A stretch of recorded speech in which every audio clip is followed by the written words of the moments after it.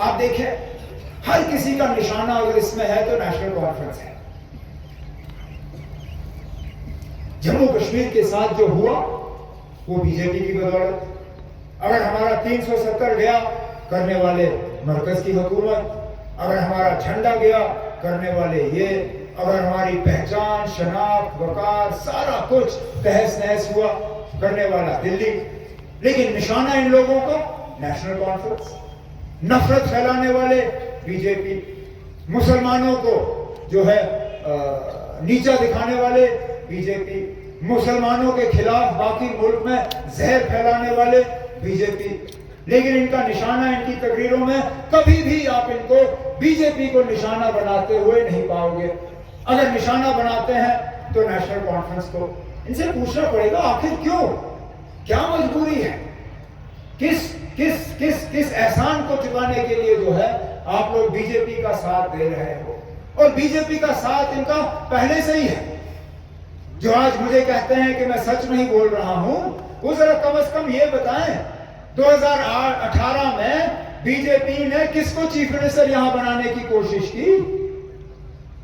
जब हम लोग उस वक्त हालात ऐसे थे कि नेशनल कॉन्फ्रेंस को अल्ताफ बुखारी साहब मिलने आए पीडीपी के तरफ से।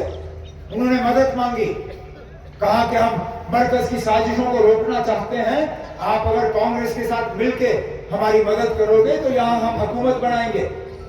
नेशनल कॉन्फ्रेंस ने बिना शर्त, जिस तरह हमने 2016 में किया, 2016 में भी, 2015 में सर, जब मुफ्ती साहब अल्लाह मगफिरत करे उन्हें, जब उनकी बातचीत बीजेपी से चल रही थी, वो नेशनल कॉन्फ्रेंस है जिसने उस वक्त मुफ्ती साहब से कहा कि मुफ्ती साहब हम आपकी मदद करेंगे और बिना किसी शर्त, हमें कोई मिनिस्ट्री नहीं चाहिए, हमें कोई चेयरमैन नहीं चाहिए, हमें कोई राज्यसभा नहीं चाहिए, हमें कोई एमएलसी नहीं चाहिए।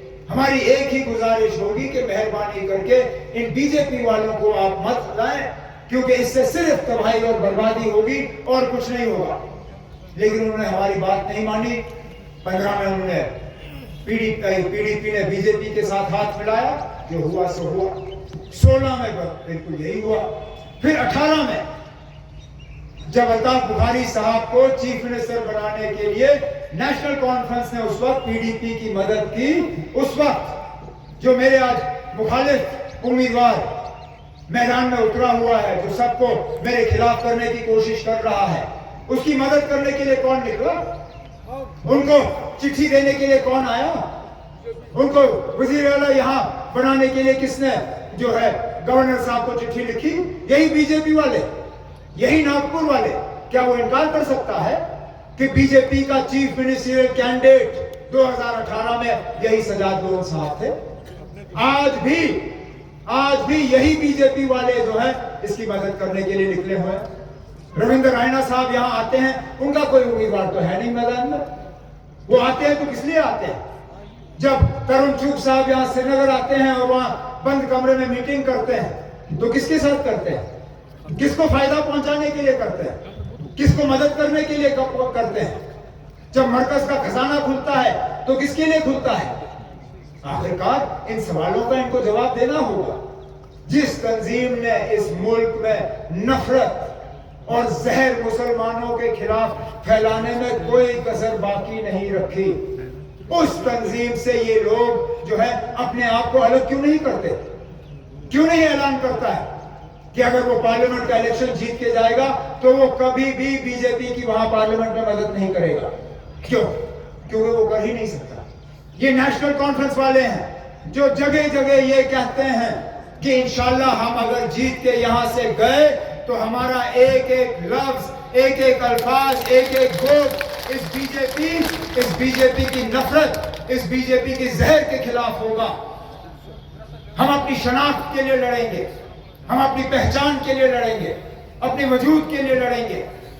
जो साजिश आज रचाई जा रही है, एक बार फिर हमें इक्तिसादी गुलामी की तरफ जो लिया जा रहा है, हमारी जमीनों को खतरा है, हमारे नौजवानों को रोजगार मिलता नहीं। आज आप सब सरकारी दफ्तर में जाओ तो आपको अपना कोई दिखेगा नहीं। तमाम जो है बाहर से आए हुए अफसर सरकारी दफ्तरों में बैठे हुए हैं। आप ठेका लेने की कोशिश करो, नहीं मिलेगा आपको। यहां तक रेत, जो दरिया में से रेत हम लोग निकालते हैं, उसका भी ठेका यहाँ के लोगों को नहीं मिलता। बाहर से लोग आके ये ठेके ले लेते हैं। हमारे हाईवे पे जो टोल इकट्ठा होता है, गाड़ी हमारी, सड़क हमारा, तेल हमारा, जमीन हमारी, लेकिन टोल पकड़ने वाला बाहर का। बिजली का निजाम देखिए, जो दावा करते हैं कि उन्होंने तूफान किया यहाँ पे, आज 6-6, 8-8 घंटे बिजली का, और बिजली की कीमत, बिजली का फीस, बिजली का बिल अब आसमान में। जहां मेरे दौरे हुकूमत में मुश्किल से 300-400 रुपए महीने बिजली का बिल होता था, आज पिछले दिनों इन्होंने जो मिनिमम बिजली का बिल जो किया है एग्रीमेंट, वो 1650 रुपए का किया हुआ है। 1650 से कम बिजली का बिल आएगा ही नहीं। बिजली की कीमत, पानी की कीमत, ये कलमदवात वाला जो मेरे खिलाफ उम्मीदवार है, पूछिए इससे, जब 370 का राज्यसभा में वोट होना था, ये कहां था? कहां था ये? क्योंकि उस वक्त बीजेपी के पास अपनी मेजॉरिटी नहीं थी, ये गैर हाजिर रहा। इसने 370 के हटाने के खिलाफ वोट नहीं डाला। इस जो आज पीडीपी का मैंडेट लेके मेरे खिलाफ इलेक्शन में उतरा हुआ है, इसने सीधा सीधा नरेंद्र मोदी जी की मदद करने के लिए राज्यसभा से उस वक्त गैर हाजिर रहा। क्या हम दोबारा ऐसे नुमाइंदों को पार्लियामेंट भेजना चाहते हैं जिन्होंने ड्रामा करके बीजेपी की मदद की, जो आज भी बीजेपी की मदद कर रहे हैं, जो आज भी इस मुल्क में जहर फैला रहे हैं, जो आज भी इस मुल्क में नफरत फैला रहे हैं, चाहे यूनिफॉर्म सिविल कोड के नाम, चाहे सीएए के नाम, चाहे किसी और नाम से। मकसद उनका सिर्फ इतना है कि नफरत फैलाने के अलावा वो और कुछ नहीं करना चाहते। लेकिन इस नफरत का इलाज हमारे पास है, अगर के हम वो इलाज इस्तेमाल कर रहे हैं। 20 मई को आपने अपने नुमाइंदे का फैसला करना है। अब मैंने मैंडेट कागज भरने से पहले ही थोड़ा सा अपने काम करने का तरीका जो है आपको दिखाया। 12 घंटे मैंने उस दिन पूरे जिले का दौरा किया, देखने के लिए कि कहां पे ये हम सब जो हैं ये सैलाब से मुतासिर हुए हैं, कहां हम मदद कर सकते हैं, कहां हम लोगों की आवाज बुलंद कर सकते हैं। मेरे खिलाफ जिसने मुझे टूरिस्ट कहा, उसको 4 घंटे लगे ना, फिर नाइट सूट में उसको घसीट के बाहर निकाल के 2 जगह घुमा के ले गए। वो था कहां? मेरे ऊपर इल्जाम लगाना बहुत आसान है ना। जहां मैंने 12 घंटे दौरा किया, आपने तो 2 घंटे भी नहीं किया। और ये मैंने कब किया? जब मैं आपका नुमाइंदा बना भी नहीं था। इंशाल्लाह पार्लियामेंट का मेंबर बनूंगा। आप लोग एक दिन मेहनत करिए 20 तारीख मई को, उसके बाद इंशाल्लाह अगले 5 साल मैं मेहनत करके आपको दिखाऊंगा। और मैं जानता हूं ये लंगेट जो है ये नेशनल कॉन्फ्रेंस का किला होता था, इसको कमजोर हमने अपनी गलतियों से किया है। इसमें कसूर आपका नहीं है, इसमें कसूर वर्कर का नहीं है, उसमें कसूर मेरे जो यहाँ फौज है नेशनल कॉन्फ्रेंस की, कसूर इनका नहीं है, कसूर मेरा है, कसूर हम लोगों का है जो जिन्होंने श्रीनगर में बैठ के आपके लिए फैसले किए, और उसका खमियाजा हमने यहाँ लंगेट में भुगता है। लेकिन मैं आपको यकीन दिलाता हूँ कि इंशाल्लाह हम दोबारा यहाँ नेशनल कॉन्फ्रेंस का किला जो है वो कायम करके रहेंगे, नहीं करेंगे गलती, नहीं देंगे धोखा। बस मेरी मोहतबाना आपसे गुजारिश है कि मेहरबानी करके 20 तारीख मई को आप ये हल का बटन देख लीजिए मशीन पे। मेरे जो कांग्रेस के साथी हैं, आपके साथ तरह तरह की बातें होंगी, आपको तरह तरह के जो है झांसे दिए जाएंगे, आपको मुख्तलिफ तरफ से खींचने का काम किया जाएगा। मेहरबानी करके आप देख लीजिए ना, बीजेपी के खिलाफ मैदान में हम लोग उतरे हैं, बीजेपी के साथ लड़ाई हम लोग कर रहे हैं, कंधे से कंधा हमने आप लोगों के साथ मिलाया। किश्तवाड़ मैंने 4 दिन वहां कांग्रेस के उम्मीदवार के लिए कैंपेन किया, जनाब फारूक साहब ने रमन भल्ला साहब के लिए कैंपेन किया।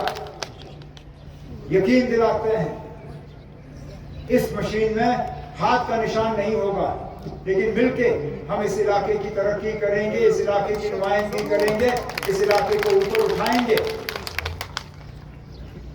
और ये सेमीफाइनल है, फाइनल भी होगा। फाइनल का भी ब्यूगल बज चुका है।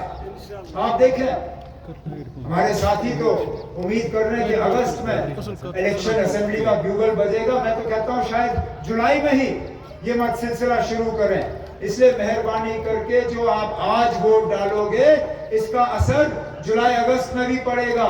तो मेहरबानी हमारे ऊपर ये करें, सही फैसला करिए, क्योंकि आपके फैसले का असर इंशाल्लाह आने वाले असेंबली इंतखाबात पे भी होगा।